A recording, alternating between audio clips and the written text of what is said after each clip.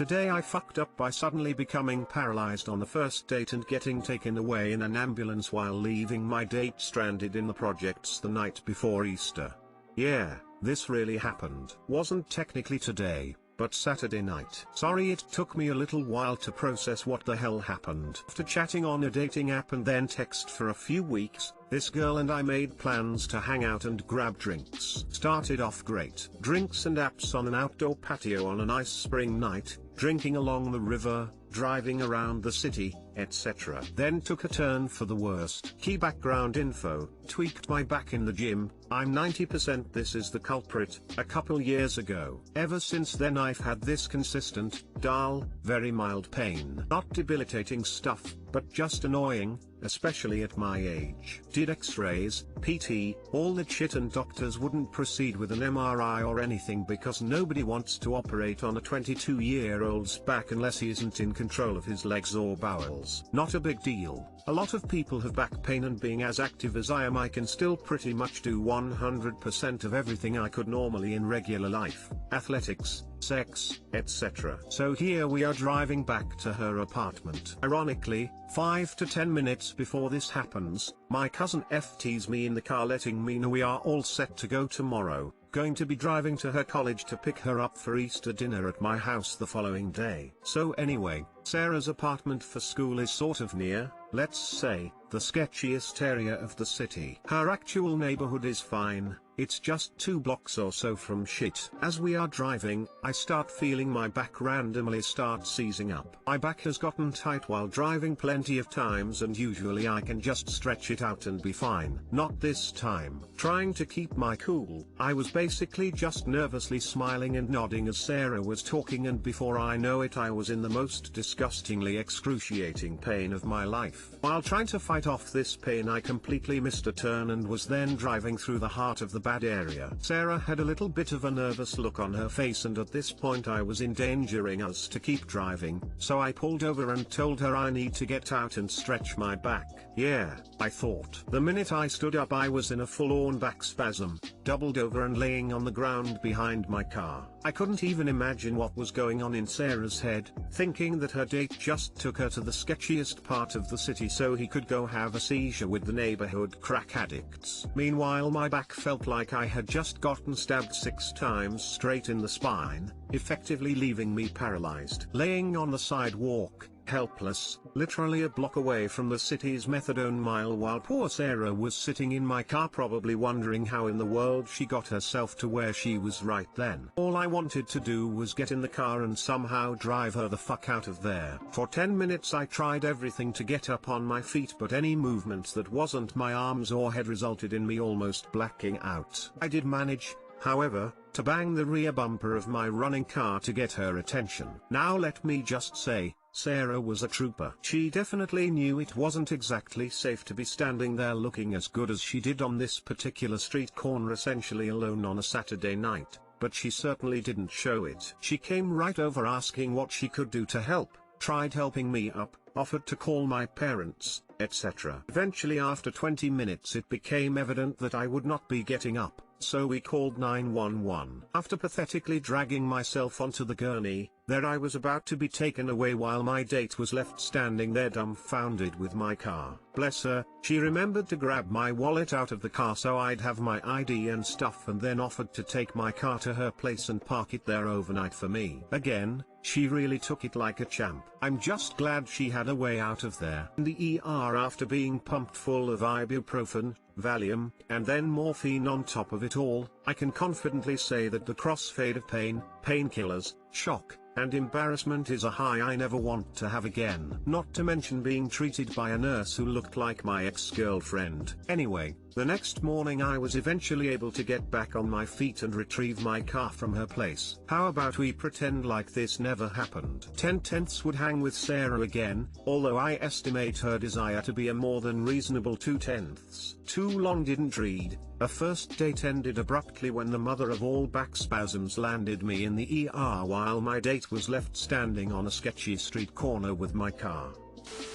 What a roller coaster. Did you and Sarah talk when you picked up your car? Have you reached out to apologize to her? What did the doctors say about why your back suddenly did that? So many unanswered questions. Exclamation mark. Yeah, we did, and it was very brief, and I apologized to her again. I was texting her in the ER the night before eventually realizing that the combo of painkillers was equivalent to drunk texting her. The last thing I wanted to do was be even more of a fool over text. Regardless, though, she was super supportive and seemingly understanding. She kept her phone on loud next to her ear all night just in case. Really was a sweetheart. Anyway, doctors said it's probably a bulging or herniated disc pressing against a nerve.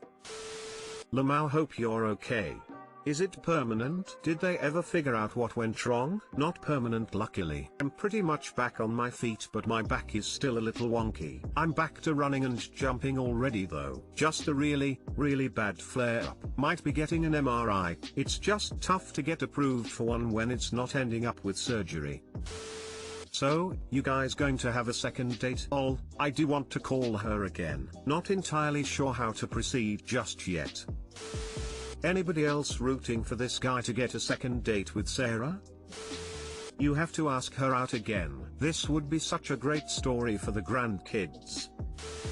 Today I fucked up by making a girl question her identity. So this story occurred about 2 years ago, but recently a friend jogged my memory. So I was in college in another city, and I was catching up with a friend from my hometown. We were walking back to her house, and when we went inside she introduced me to her roommate whom I hadn't met before. She introduced herself as Athena, and she was a very nice girl, which is why I feel bad about what happened next. So I've a passing interest in Greek mythology, so I replied to her introduction, "Oh, like the goddess?" To which she quite proudly responded, "Yes." After Athena, the Greek goddess of love. I gave her a "excuse me?" sort of look, which I guess she noticed because she said, "Have you heard of her?" I responded, "You mean the goddess of wisdom, right?" Yes, I know now it's war too, among other things, but like I said, a passing interest. She was rather taken aback by this and politely corrected me, saying no, it was definitely for the goddess of love. I probably should have just agreed and moved on, but I persisted, saying Aphrodite was in fact the Greek goddess of love. She then took out her phone and conducted a quick search, which apparently she had never done before, nor had anyone told her, in her 20-odd years on this earth. After finding out that she was in fact named after a completely different deity to what she thought her whole life, she kind of just stared off into space, not really talking much for the rest of the time I was there, a solid half hour I'd say. I left feeling like the living personification of the word actually. I should clarify though that the times afterwards we saw each other a few months after we were able to laugh it off, so apparently it wasn't that big a deal, but still an incredibly awkward situation for all involved nonetheless. I blame the god-awful Percy Jackson films for it, to be honest. Too long didn't read. My friend's roommate thought she was named after the Greek goddess of love. She was in fact named for goddess of wisdom and war, and she had a mild identity crisis after finding out. Gonna go search for the "today I fucked up by not knowing which Greek goddess I was named after" version. Bizarre for her to be wrong about her own and fairly well-known name all that time. That's what I thought too, to know that you're named after a Greek deity but not even Google what they represent. Honestly, it's good you caught this and told her. It might save her future embarrassment, like at a job interview with a Greek hiring manager. Well, now she's a little wiser. I find it funny she thought she was named after Aphrodite's area of expertise when she was Athena. Athena is one of the maiden/virgin goddesses in Greek mythology, along with Hestia and Artemis, while Aphrodite is the exact opposite.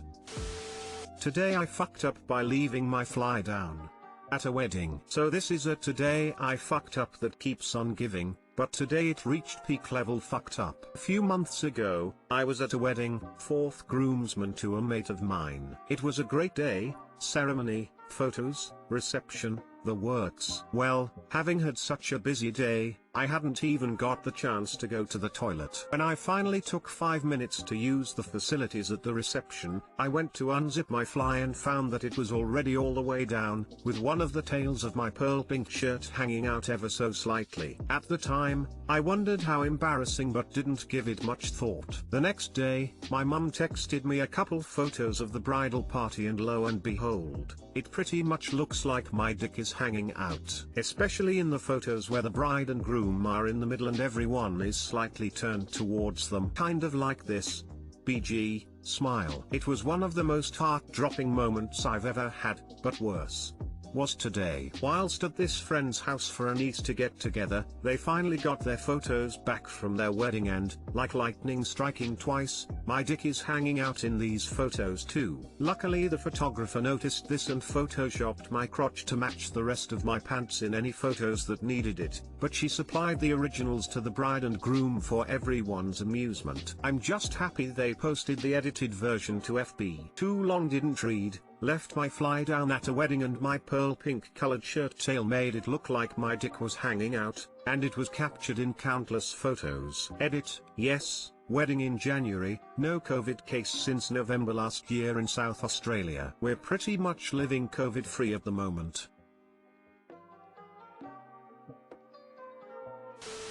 I was going to say, what kind of photographer doesn't notice this in the moment, not days later? Probably one that doesn't want to stop the ceremony to yell, "Hey groomsman number 4, can you put your dick away?" This is the best mess up I've read today.